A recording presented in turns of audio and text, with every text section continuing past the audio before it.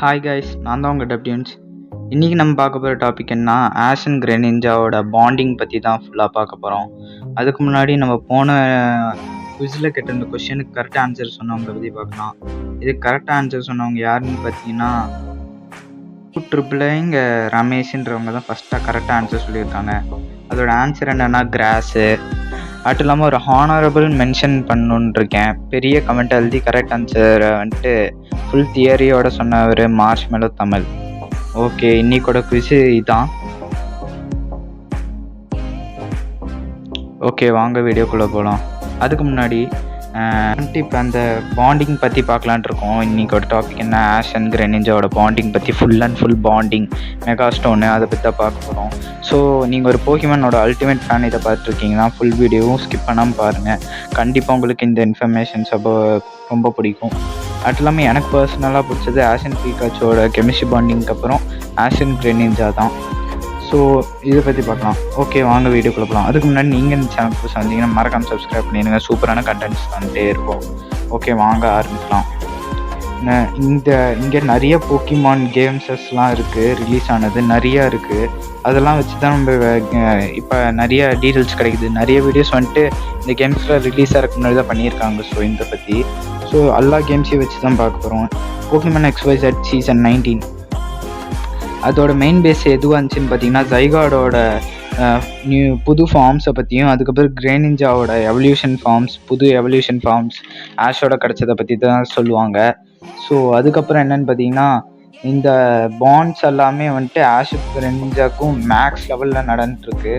கிரெனின்ஜாக்கும் இருக்க maths level பாண்டிங்ஸை பற்றி தான் பேசுவாங்க. இது வந்துட்டு எதுவாக இருக்கும் நம்ம யோசிச்சே இருப்போம். ஸோ இந்த இதில் நம்ம வந்துட்டு இந்த மாதிரி பெரிய பாண்டிங்ஸ் அண்ட் லெவல்ஸ் பற்றி பார்க்கும்போது நிறைய டவுட்ஸ் வரும். இது என்னவாக இருக்கும், எப்படி இருக்குன்னு சொல்லிட்டு.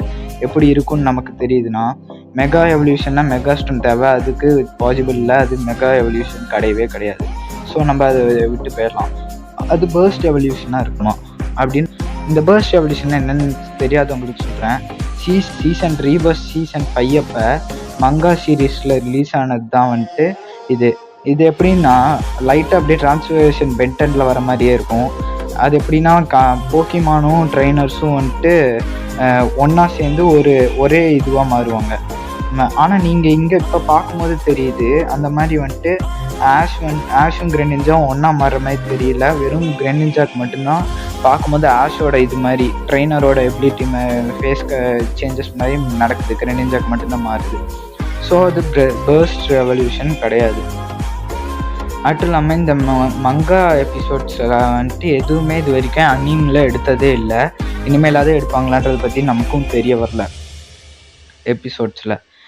ஸோ இப்போ வந்துட்டு நம்ம பார்த்ததில் ஃபுல்லாக தெரியுது மெகா எவல்யூஷனும் பர்ஸ்ட் எவல்யூஷனும் இப்போ வரைக்கும் எடுத்ததே பவர் கிடைக்குது, அவ்வளோதான். அப்போ இது என்னடா இருக்கும் அப்படின்னு கன்ஃபியூஷனில் இருக்கும்.